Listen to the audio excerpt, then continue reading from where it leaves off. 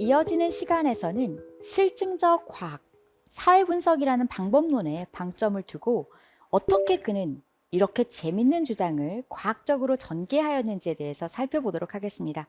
또한 그가 사회학의 대상이 된다고 생각했던 사회적 사실이란 무엇인가에 대해서도 함께 알아보겠습니다. 이를 통해 그가 어떻게 사회적 현상에 대한 가설을 도입하였는지 알아보고 데이터 과학의 초기 모델이라고 할 수 있는 데이터에 기반한 실증 사회학으로 사회 분업론을 함께 해보도록 하겠습니다. 저희가 앞서 이 박사학위 논문의 서론, 인트로덕션을 함께 보았는데요. 그보다 앞선 서문에서는 그가 어떤 이야기를 했는지 한번 같이 살펴보도록 하겠습니다. 이 책은 무엇보다도 궁극적인 과학의 방법에 따라 도덕의 삶의 사실을 다루기 위한 노력이다. 재밌지 않나요? 사회학의 창시자 중 한 명으로 언급되는 디리케임의 박사학위 논문의 시작은 과학이다 라는 것이 그 첫 문장에 등장합니다. 과학의 기본은 무엇이라고 여러분들은 생각하시나요? 사전적 정의에 따르면 과학학이란 보편적 진리나 법칙 발견을 목적으로 하는 체계적인 지식 생산을 하는 것을 의미합니다. 갈릴레이 지동설과 뉴턴의 만류인력 같은 것들이 떠오르실까요?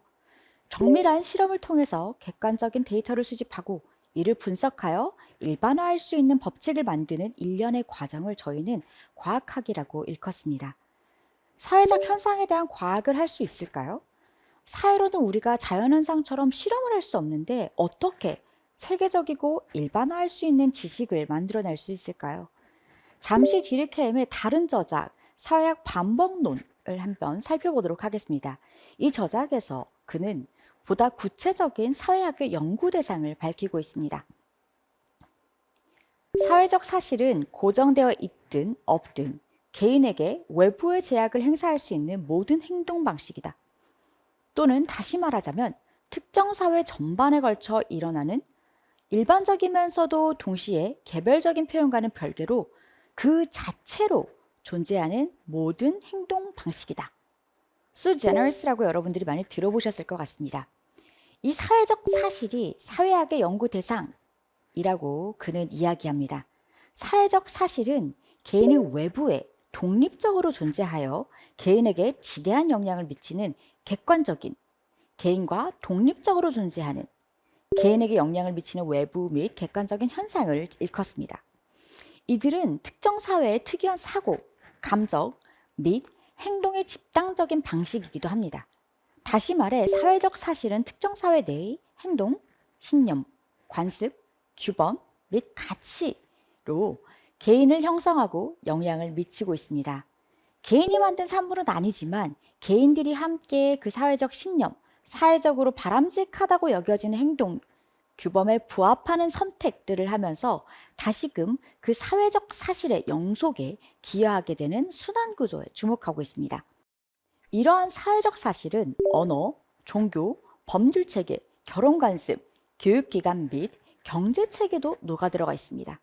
특정 사회에서 사람들이 어떻게 생각하고 상호작용하며 행동하는지를 파악할 수 있는 객관적인 과학학의 대상이 되어줍니다. 뒤르카옙은 이렇게도 말합니다. 도덕적 사실은 다른 것과 같은 현상이다. 그것들은 특정 독특한 속성에 의해서 인식되는 행동 규칙으로 구성되어 있다. 그러므로 그것을 관찰하고 설명하고 분류하고 그것들을 설명하는 법칙을 찾는 것이 가능해야 한다. 여러분들께서 윤리, 도덕 하면 과학과는 거리가 멀다고 생각하셨을 텐데요. 그와는 전혀 다른 주장을 이 책에서 뒤르카임은 하고 있습니다. 다시 돌아가서 역시 그는 이 분업에 대해서도 과학적으로 가설을 제시하고 있습니다. 그는 우리는 앞서 분업의 역할에 대해서 제기했던 가설을 검증할 필요가 있다라고 이야기하고 있습니다. 재밌지 않나요? 19세기 사회학 논문에 가설 검증이 등장하고 있습니다. 자, 그렇다면 그는 이 가설을 어떻게 검증할 수 있을까요? 지금 화면으로 함께 해주시는 분들께서도 잠시 고민해 보시면 좋을 것 같습니다. 사회 분업론에서 다르니까 갈등할 거야 라고 당대 학자들이 주장할 때 뒤르케임은 아니야. 다르니까 우리는 서로에게 더 의존하고 연대할 거야 라고 말합니다. 그래서 디르케임은 동질성은 하나의 종류만 있는 것이 아니라는 것을 박사 논문에서 역설합니다. 전근대 사회는 동질성에 기반한 기계적 현대의 사회였다면 현대 사회는 이질성에 기반한 유기적 현대 사회라는 것을 어떻게 과학적으로 검증할 수 있을까요? 19세기 1893년 프랑스에서 여러분들께서 이 연구를 진행하셨다면 어떤 데이터로 연대의 사회적 사실의 근거 자료를 찾을 수 있으셨을까요? 사실 저는 고려대학교에서 사회학과에서 사회 연결망 분석과 데이터 사이언스와 사회학을 가르치고 있습니다. 이와 더불어 2021년 그리고 2022년 학부생을 대상으로 한 핵심 교양 과목인 데이터 과학과 인공지능이라는 수업을 진행한 바 있습니다. 화면으로 함께 해주시고 계신 분들께서는 다소 생경한 조합이 아닌가 생각하실 수 있을 것 같습니다. 사회학자가 왜 데이터 과학과 인공지능을 가르치고 연구하는지 의아해 하실 수도 있을 것 같습니다. 사실 저는 사회학 박사 학위를 받고 콜롬비아 법대에서 그리고 테네시 주립대 의대에서 연구교수 생활을 하다가 2019년 4년 전 고려대학교 사회학과로 부임하게 되었습니다. 사회학 학위로 어디까지 가봤니? 에서도 전례 없던 굉장히 독특한 진폭을 가진 여정이었습니다. 사회학자가 법대에서 연구교수 생활을, 의대에서 펠로우 생활을 할 수 있었던 가장 큰 이유는 21세기 과학 연구, 장애 변화, 즉 데이터가 그 중심에 있었기에 가능한 일이었다고 생각합니다. 사회학자로서 데이터를 다루고 법대에서 범죄 관련 데이터를 수집하고 분석하는 연구, 의대에서 환자들의 데이터를 융합하고 예측 모델을 만드는 경험은 데이터가 어느 필드에서나 매우 중요해졌기 때문입니다.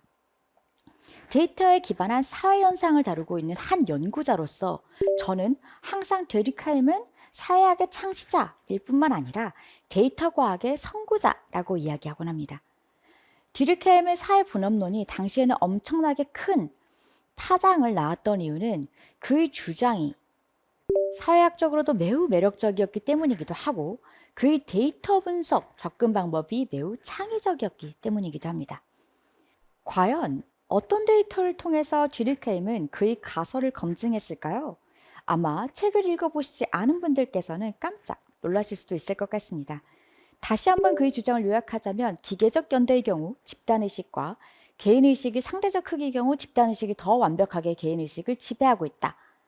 이에 대한 객관적인 증거로서는 형법이 강력하게 작동하는 사회라고 이야기를 합니다. 상대적으로 유기적 연대는 복잡한 분업화로 각 개인이 집단 내에서 상이한 역할을 수행하고 있고 이러한 사회에서는 집단의식의 내재화 정도가 약한 특징을 가진다. 유기적 연대가 강한 사회에서는 형법보다는 규범적 회복에 관한 법률이 우세하게 작동하고 배상적 규제가 더 많다라는 부분을 주목하고 있습니다.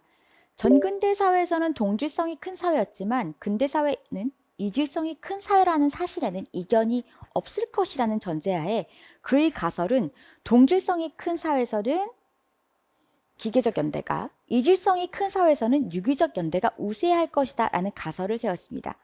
그는 사회분업과 사회통합 사이의 관계를 검토하기 위해서 다양한 통계자료 및 사회지표를 분석했습니다. 놀랍게도 그는 법률 조항에서 처벌적 조항의 비중과 배상적 조항의 비중을 비교해서 이 가설을 검증합니다. 즉, 법조문을 그의 주장의 객관적 증거로 활용한 것입니다. 21세기를 사는 저희들에게도 굉장히 기발하게 들리는데요. 19세기 사회학의 도입의 시절, 그는 법조문의 성분 분석을 통해서 연대의 유형의 근거를 찾을 수 있다고 생각했습니다. 고대의 법조문부터 성경의 규율적인 조항들과 근대법의 차이를 지적하며 기계적 연대에서 유기적 연대로 역사가 이행해 왔음을 증명합니다. 그는 나아가 인구학적인 자료들을 활용하기도 합니다.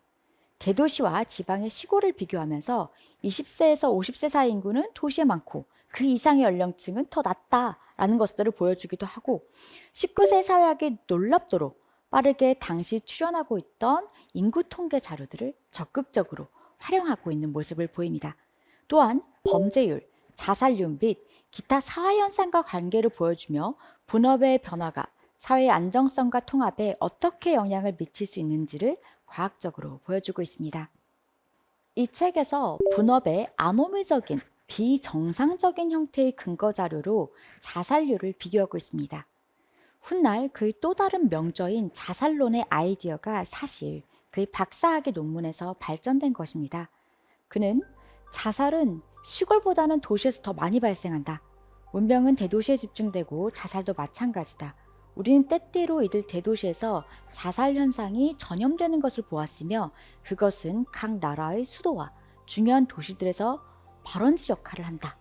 자살은 이곳에서 그 나라의 다른 지역으로 확산되는 것이다.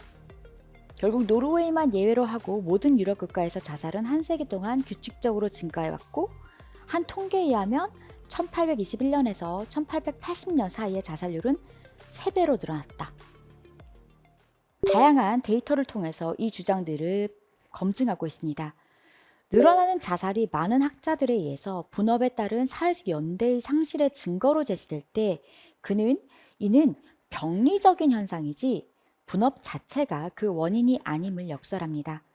다소 통념에 어긋나던 그의 주장이 학계에서 널리 받아들여질 수 있었던 것은 바로 그가 객관적인 증거를 활용해서 그의 주장, 그의 가설을 뒷받침할 수 있었기 때문입니다. 즉, 사회분업론은 데이터 분석의 우리가 오늘날 생각하는 데이터 과학의 가장 첫 모델이라고 할 수 있습니다.